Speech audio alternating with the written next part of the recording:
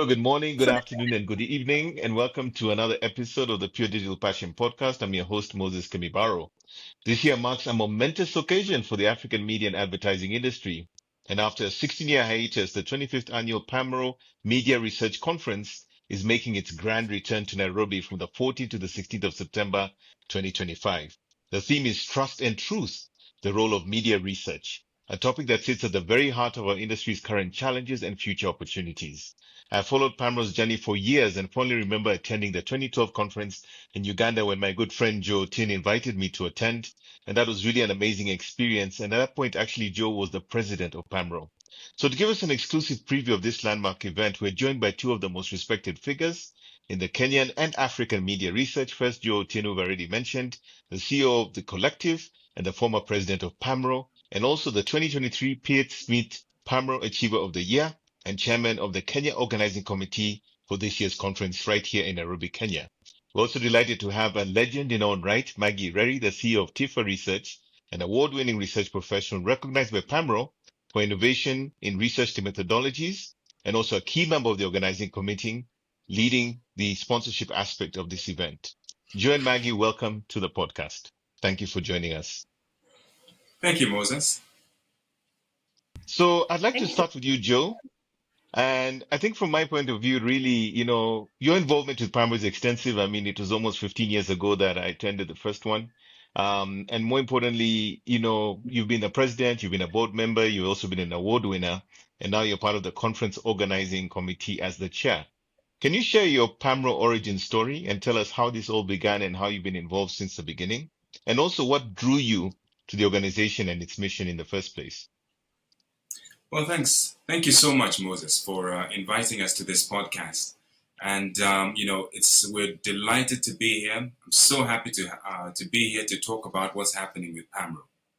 And so what's my origin story? I guess my origin story is I was heading the media division of Ipsos in Africa, and had basically gotten there from the times it was Stedman Group, and I was basically involved in the media research and media monitoring. And so being a member of PAMRO was fundamental. But what I really got from PAMRO was the ability of this organization to have so much influence in the commercial success across Africa. Why? Because we saw that media research is able to really have a great influence in the thriving nature of the media industry. And for me, it was a no-brainer. Be a member of this because it really helps.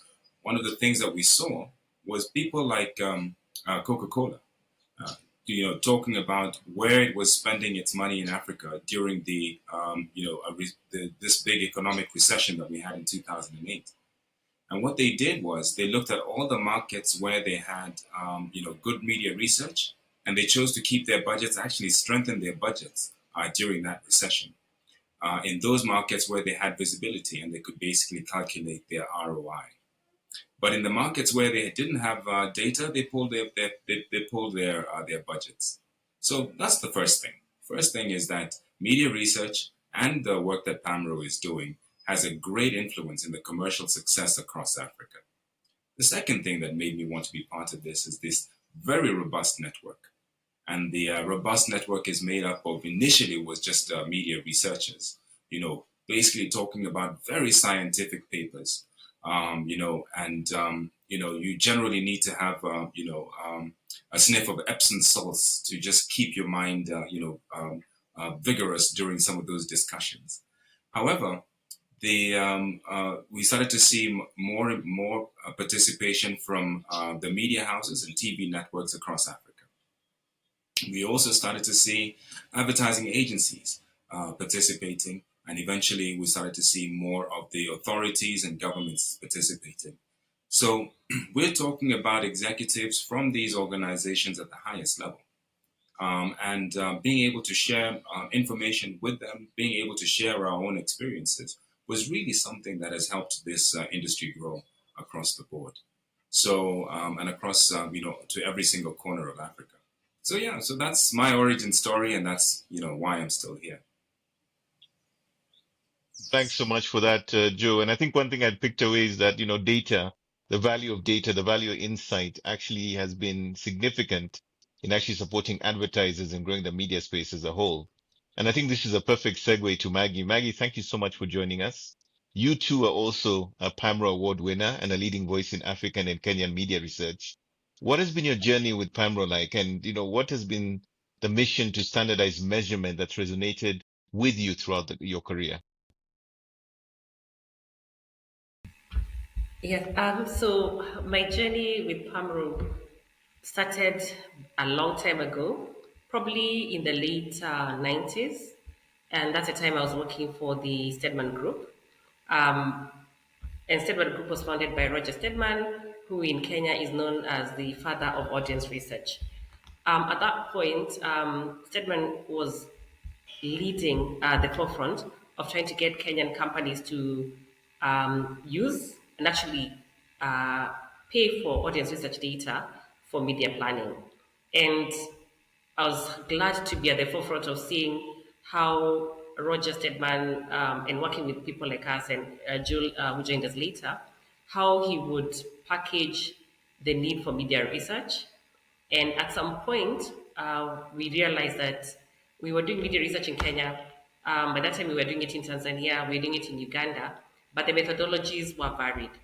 And by the time we were joining PAMRO, there was an opportunity to standardize the methodologies. It therefore meant that because we were dealing with very major clients that had an office in Kenya, Uganda, Tanzania, and even South Africa, beyond where we were, they needed to be able to buy audience data and use it for media planning using the same currency. And at that point, PAMRO was, the ideal organization to work with or even be a member of. And I remember in those early days sitting with the team that was there because I was still a very young researcher and seeing how the questionnaires were being harmonized, what was the rationale. At some point, we did work with fantastic people who are very knowledgeable from South Africa in standardizing how we measure wealth quartiles for consumers in Kenya. And that was what became to be known as the LSM. So my journey with PAMO started then when Kenya had no audience, had audience research data that was not really regular and the methodology was not hinged on an African standard. And that's how PAMRO came in and we participated as a company. Later on, I did move to Uganda and I worked there for 5 years. And I was quite happy to be walking around the Uganda market, talking to advertisers and radio stations and TV stations and any media owner, telling them that we have a methodology that has been reviewed by experts across Africa in a methodology that is standardized. And that really did help us get credibility, and the data was then used as a yardstick. And yes, because I did move around Africa at the very early days with Stedman, Uganda, Tanzania, Zambia, Ghana, and by this time, audience research was really, really a new thing. I got to the point where I appreciated the standardization of the methodologies. And happy to be here hosting the 25th PAMRO event because it's like nostalgic. I remember the things that we did. And a lot of people maybe watching this podcast will be saying, the standards are already there, but they don't know how hard it was to get consensus across various markets, how hard it was to ensure that we piloted the standards and then come up with what you call a gold standard. So that's my journey with PAMRO. And I continue to be very active in doing audience research in Kenya using the PAMRO standards. Thank you so much for that, Maggie. So I'd like to come back to you, Joe, and actually this question goes to both of you. It's been 16 years, 16 whole years, which seems like a long time, since PAMRO was last in Nairobi. And you're both key figures in this organizing committee that's brought this event back to the country.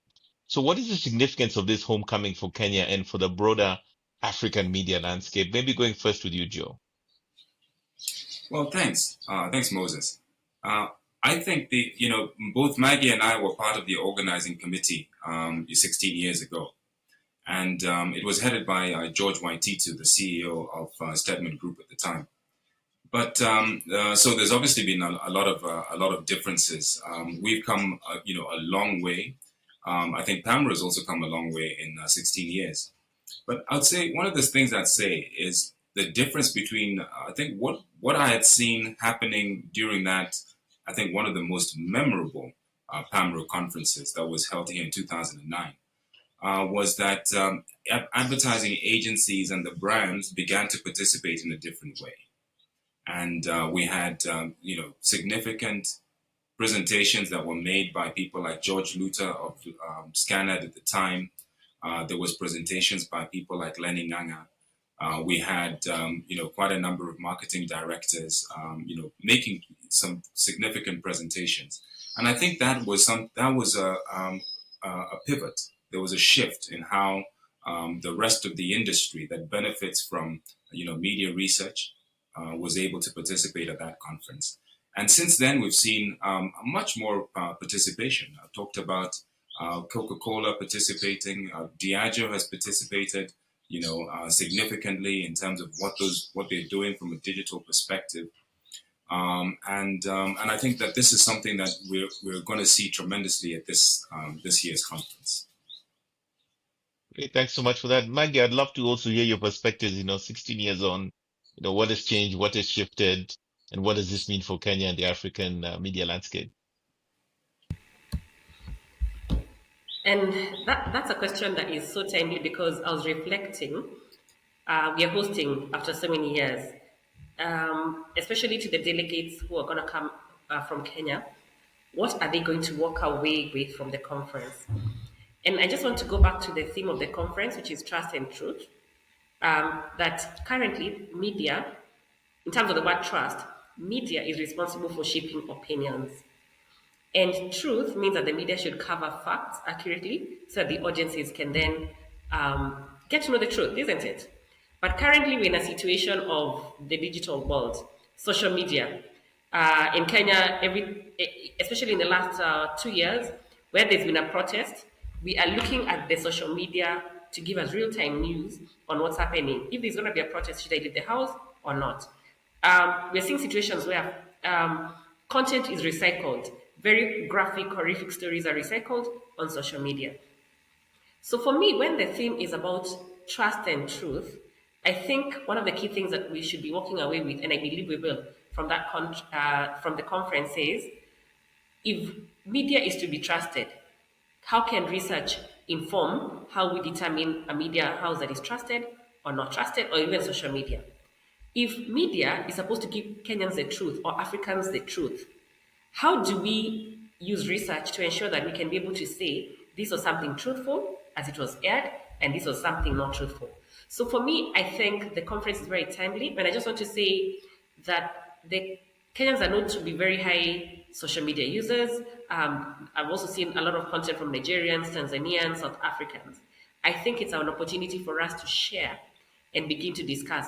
And one of the panelists, I know there's going to be a panel for the advertisers, brand owners who are buying advertising, and we also have a panel for the advertising agencies. I think from those two, because I want to buy media, and I want to advertise on media, and I want to ensure that I can trust the media house, and there's enough truth, and also at the same time, I use data to inform this decision. Great. So again, coming back to the trust and truth theme of our event, I think you've brought out some really important points, Maggie, in terms of the context or the scenario that we now live in 16 years later. Joe, from a agency and brand strategy perspective, what would you say about the theme and what does this mean for PAMRO and the African continent in the context of where we are today? Good. Well, thanks, Moses. I think we talk about trust and we talk about truth. And I guess there's also, I think at one time we were at the British Embassy, British High Commission, having a conversation about freedom of speech. And I made the mistake of saying that what we were all seeking was truth. And I was very sharply corrected that freedom of speech had really nothing to do or was exclusive from truth. And I find that such an interesting, an interesting thing, because one of the things about media credibility is it able to give you an objective view of what's going on and give you both sides of the argument, both sides of the coin. And so what we are seeing with the rise of technology and of AI is that It enhances the creative's effort to be able to hyper personalize and do things that they've never really been able to do at speeds that were inconceivable just a few years ago. However, when you have bad actors, it gives them the opportunity to be able to create such massive misinformation campaigns. We keep seeing this on social media. We keep seeing this on YouTube, the YouTube Shorts, the kind of misinformation campaigns that bad actors are putting out there. So I feel, and I think one of the things that we know here in Africa is that our policymakers are pretty much out of step with what is currently going on. And I feel that in this conference, we're going to have quite a number of people speaking about what is happening with AI from a perspective of a business, from a perspective of communicators, from a perspective of broadcasters. And this is most likely going to give our policymakers an opportunity to understand what is it that we need to look at and what kind of decisions do we need to make to ensure that the environment is safe and productive for the stakeholders. Great. Thanks so much, Joe, for your comments. I'd like to come back to you, Maggie. We've got speakers like Geoffrey Odundo from Nation Media Group who are attending. And my point of view, or rather my question to you is what does their participation signal about the media owner's stake in this conversation around trust and verifiable data?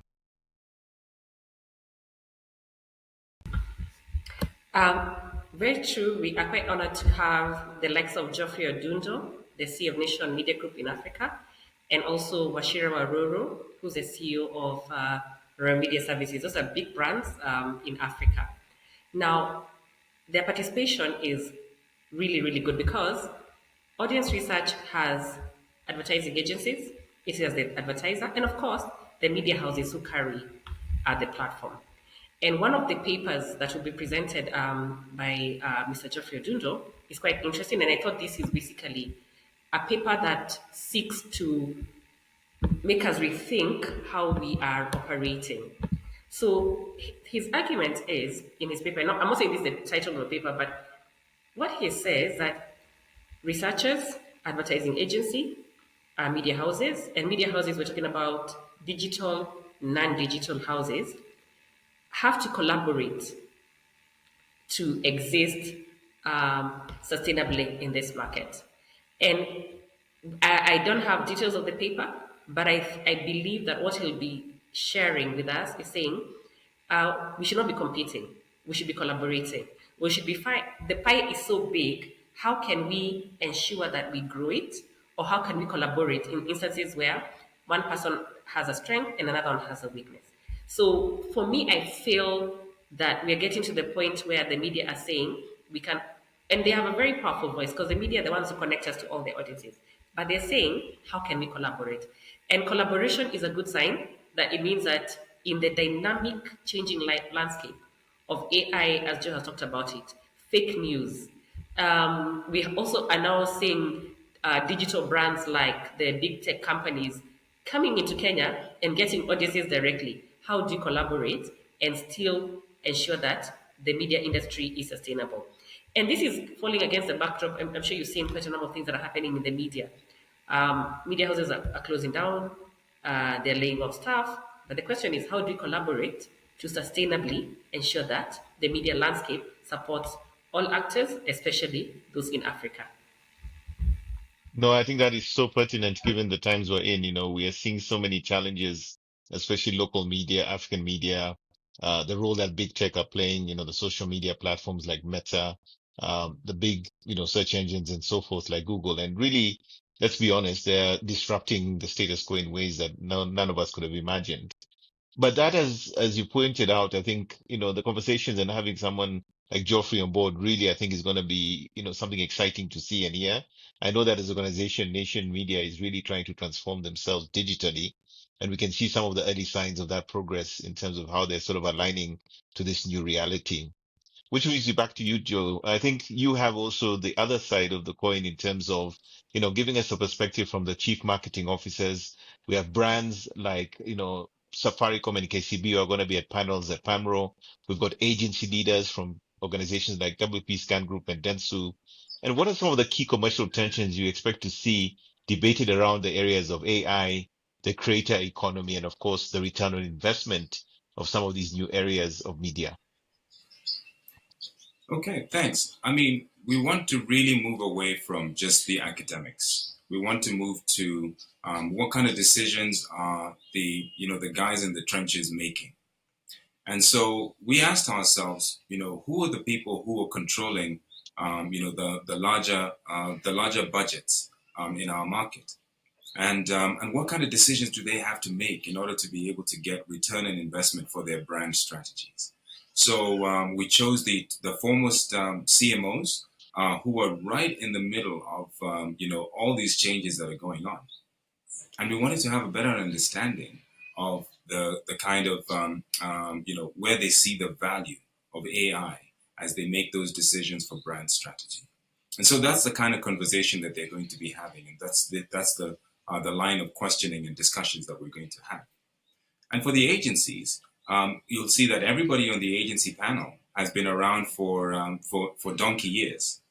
And they'll be talking about, from the days they used to use rulers and pencils to draw up spreadsheets and plan their media, to now pretty much, just using sophisticated software to be able to help you to understand where you can get the best bang for your buck.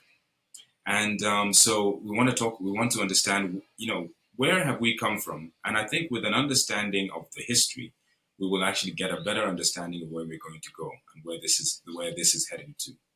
And so, and then of course, we also just wanted to understand what's going on with the creator economy, because the creator economy pretty much came in and started to eat the agency's lunch. However, AI has come and smacked that taste out of their mouth, and we wanted to know how they're dealing with it, and generally what the future is going to look like. So we're moving away from just the academics. We want to go to what's happening practically, and so that we can equip our executives in the advertising agencies, those who are taking care of brands, the broadcast networks, to have great information that they can use for their strategies going forward. I think there's something really exciting about the fact that, you have people who are going to be on those panels who are also on the panels back 16 years ago. And the fact that they can kind of reflect and juxtapose what things were like then and what things are like now. And more importantly, areas like the creator economy, which of course is picking up media, media spend, the aspect of AI, which is essentially disrupting everything.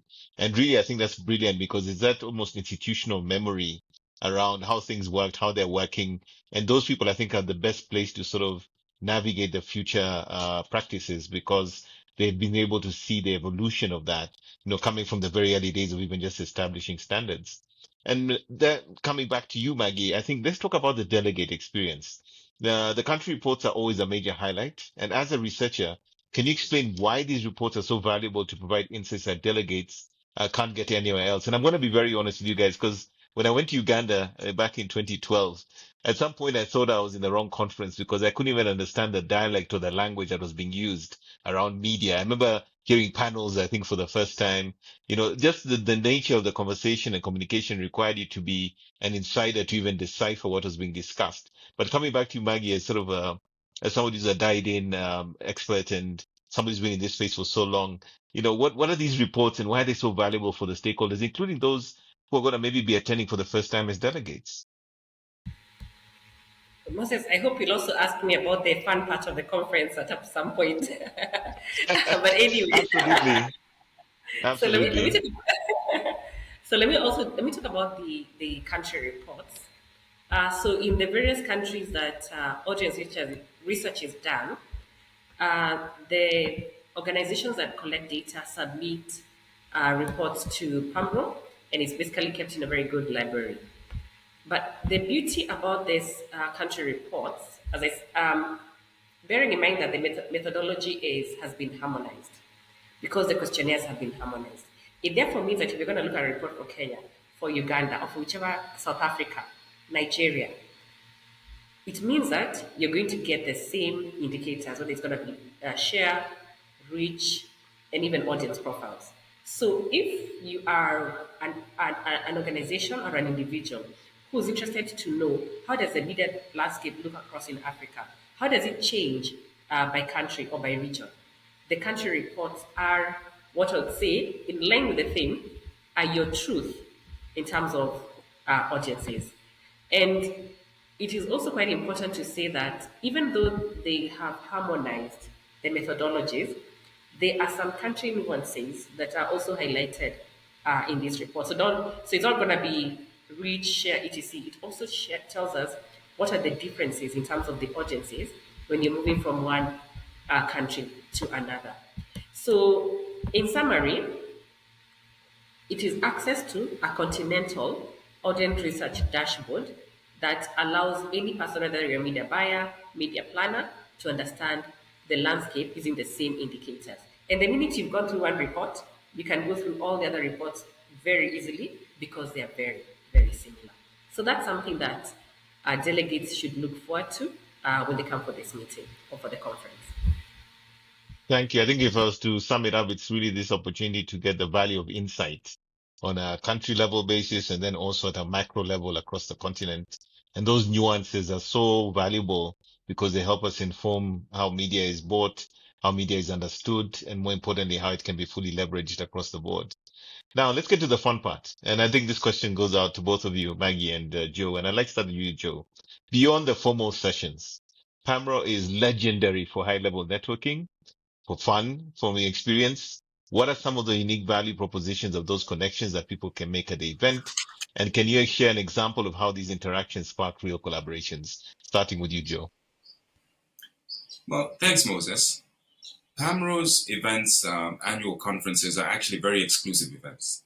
We're really looking at about 100 to 150, top level executives. So you're very much in the room, sitting in a room with people who are decision makers, and people who have a need, and that need is to grow their brands, is to grow their broadcast networks, is to have more of an influence in terms of the advertising expenditure as agencies. And of course, the regulators, they want to know the flow of the current so that they can generally stay ahead and be able to support the industry. So one of the things that I always used to give myself from the Stedman days, I used to give myself a challenge. Knowing that the company was going to sponsor, my attendance, my flight, the accommodation. I always used to give myself a challenge to come back with a deal that was at least 2 times or 3 times the cost of the cost of the conference to us. And Moses, I can tell you for sure that I always came back with a deal that was 10 times or more the value of the spend that we put into my attendance at the conference. It's really because of that. You're sitting with decision makers. You know what the need is. We have the services to provide that. And so the conference provided an excellent network and an excellent opportunity to make certain things happen. Great. Maggie, I'd also love to hear your perspective around, the networking and the informal aspects and how these, essentially can add value beyond the formal sessions. So, just to start by saying, some of the people who are presenting papers, I've just looked at some of the names. We have presenters from Uganda, we have a presenter from Japan, South Africa, India. So, already confirmed, you're going to network with people from those countries. We also have delegates who have already paid. I don't have details of their names, but I know they're from Asia, they're from Europe, and of course, the rest of Africa. So in Kenya, Nairobi, Kenya, we'll be hosting delegates, a diverse range of delegates across the world. And it's an opportunity for me or for any person attending that meeting to engage with them. The other thing I'd like to say, and just echoing what Joe has said, Kenya, Kenya is one of the hubs in Africa. Of course, we have other hubs like Nigeria and South Africa. So most of the time, we find that if a brand is coming from Europe or from Asia and they want to set up they want to set up a factory or launch a product, they're likely to launch it in Nairobi, South Africa, Nigeria, and then those countries are used to spread beyond. So if you're a researcher looking for opportunities from across the world, they need to be in Nairobi because you could be talking to delegates from all over the world that could give you that project that could make a difference in your business. And then I'd just like to also not talk about the fun part. So Sometimes we may, and somebody asked me this question: is it going to be about papers, and talking about statistics and all that? I said no. As we just already indicated, you have a diverse profile of presenters and speakers. However, I want to talk about the Sunday, which is the day one. There's a drink up on Sunday night at Sankara Hotel. No presentations, and we say let's keep it light, and we will be networking, socializing over a drink. And then on Monday we have a whole day's event. Monday evening there's a networking dinner, and we're going to have a sponsor whom we should be unveiling in the next couple of days. And they promised to keep that evening exciting, and we will be. They promised us that if we come for the networking at 6, they believe that you leave at 1 minute past midnight because it's going to be so much fun. So it's quite good. And then on Tuesday, we have the gala dinner. And the gala dinner essentially begins with some pre drinks. And there's a bit of tension because everyone is wondering who will be given the award for the best paper. So, people are going to be betting and saying it could be you, it could be you, because you already had all the papers. And then after the drink up, we go to the gala dinner. Fantastic food. We're having the gala dinner at Sankara, and their chefs are amazing. So we're going to have dinner, and then drum rolls, the winners will be announced. And then they're going to get some awards. And then after that, I believe that we're going to have some music and dance until Joe, who's our local organizing committee, says it's time for us to close the conference.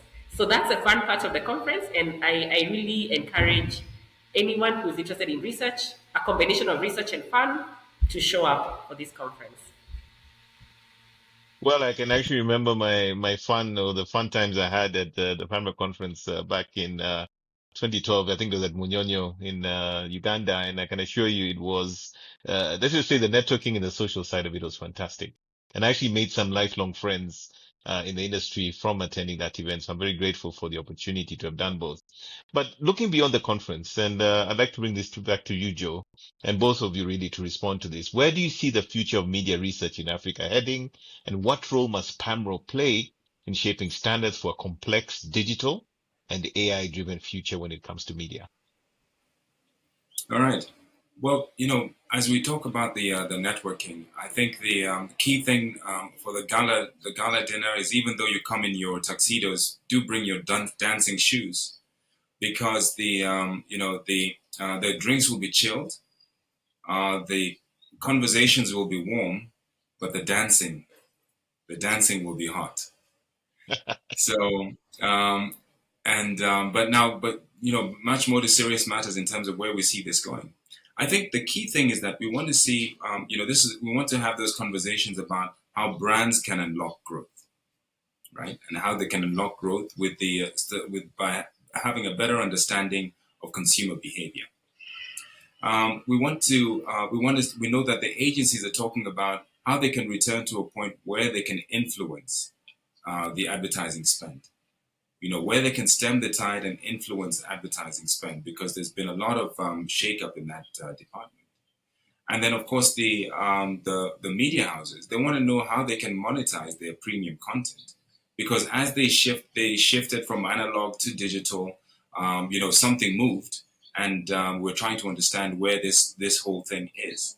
But if we do not have ways of financing premium content, or investing in premium content, then premium content is actually going to fizzle away.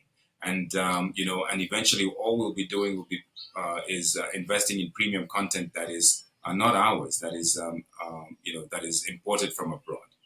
So I think those are some of the key conversations that we're going to be having in this, here. And at the heart of it is very much media research, which would really help us to understand what content should we be focusing on, how are people behaving towards that content, and eventually being able to convince the financiers that this is the direction that we need to go, so we can build some critical mass and ensure that we create that momentum and move forward. Thank you so much for that, Joe. What about you, Maggie? What are your thoughts around the future of media research in Africa? That's a good question. And for me, I am hoping that the future will capture an expectation from quite a number of people, and I think both of you being in the digital space will agree. And the expectation is what I call holistic platform measurements. Because right now we're very good at measuring audiences for radio, TV, and print, but we are not very good at measuring other platforms like digital. So we say X percentage of nationals in Nigeria, Uganda, South Africa have access to internet, but we don't have details about when, how, for how long. So we need to get to a point where we can have a methodology that is can be used across Africa, that covers all the platforms for that. The second thing I'm hoping in terms of the future of PAMRO is that, and here I want to speak respect with a lot of respect because I believe there's room for both. A lot of the big tech companies are using a lot of passive measurements and big data analytics to determine their audience levels and so on. I feel that there's in the future PAMBO should be exploring how can our regular audience measurements be used to either A, verify, or can we use the passive measurement that is used online by the big tech companies to complement what you're doing. I still stand that PAMRO has the gold standard for audience measurement, but there are other methodologies that are out there that we cannot continue to ignore. And advertisers are making decisions based on that data. And then they come back to us and say, we made a decision based on that data, but we are not sure that that data is actually accurate. So how can we bring truth and trust to the big data analytics for the big tech companies? It's I think it's a tall order, but if you don't dream, then life is not worth it. So I'm dreaming for Pamro that we'll get to that point at some point. Excellent. Thank you so much for that.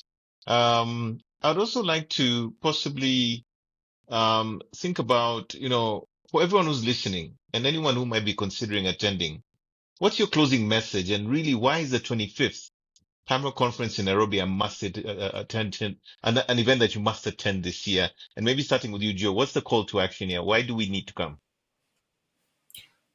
Well, Moses, I think we put together a very good program, and one that would rival the best that we've had so far.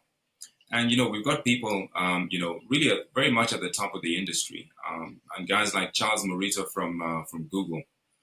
He's our keynote speaker, so he's coming to challenge our media houses, coming to challenge the networks, the agencies, the and the administrators and the regulators. We've got the heads of the key media houses, the largest media houses in the country. So people like Washiro Waruru of Royal Media Services and Jeff Odundo of Nation Media Group. And then, the foremost CEOs, in our country. And this is just a sample of some of the other great CMOs that we have, Chief Marketing Officers. So we've got Zizwe Hundla from Safaricom. We have Rosalind Gishuru from KCB. We have Mark Mugisha from Diageo. These are guys who really know, they can talk a little bit about the decisions that they have to make to give us an insight to where the puck is moving, where everything is going to. And then when you talk about the agency leaders, you've got people like Lenny Nganga from Saracen. You have Samantha Kiprui from Dentsu, Miriam Kagwa, who's the acting CEO of WPP Scan Group. And then, of course, Mike Wowsy or Mike Otieno from Wowsy, talking about the creator economy. So, we have a really good group of guys who know where everything is going to. And you really want to be sitting amongst them as they create the narrative to the commercial success in Africa. Where is Africa, going? And from my, the many years that I've been sitting in PAMRO as a board member, as a president, I've seen the kind of changes that can happen to advertising spends, to the success of broadcast networks, and to the kind of decisions that policymakers are making, very much happening right there at the conference. And so I think that, it's important for you to be a part of that. so that you can then have, you can be able to understand where things are going and to actually benefit from being a part of this exclusive group. Fantastic, Joe. What about you, Maggie? What are your thoughts around your closing message and why should everyone attend this event this year? So to add to what Joe has said, Pan African Media Conferences is the only Pan African forum that brings together the media owners, the marketers, the agencies, and researchers. And this forum, I believe, will then redefine the future of media research moving forward because of the kind of papers that we have, because the papers are going to be thought provoking. They're going to be asking, questioning norms that have been there for a long time. So I believe that anyone who attends this forum will basically get access to fresh insights, the cross-country benchmarks, and also from the papers and the Q&A sessions, we're going to walk away with practical strategies on how we can navigate the changing media landscape. So, and just to finish in terms of why I attend, I just want to say that the Pan African Media Research Annual Conference 2025, the 25th in 2025, is basically where I think we shall remember that you have built a partnership from this conference. Your standards about media research are going to be shaped. And then over and above that, you're going to work out with some truth and trust, or ways to determine truth and trust about media and media research in Kenya. So it's a must attend forum in a nutshell. Well, Thank thank you you. so much, Maggie. Thank you so much, Joe. I think that preview is incredibly insightful, and I think we've given everyone a good reason to learn more about PAMRO's organization, but also to attend this conference, the 25th in 2025, as Maggie has reminded us. And I think it's more than just an event. I think it's really a pivotal moment. We can see how AI, big tech, technologies, platforms, methodologies are all changing. And I think from an African perspective, really to align with the critical issues and of course, trust in data and the future of media in Africa. I think to our audience, the 25th PAMRO Annual Media Research Conference, just to remind you, takes place from the 14th to 16th of September. It's going to be happening at the Sankara Hotel in Nairobi. And to secure your spot and be part of this crucial conversation, please visit pamro.org to register. And we hope to see you there. I happen to also be attending, and I'm really delighted again to be participating in this event after quite a few years. So thank you so much for joining us for this conversation, and we'll catch you in the next one.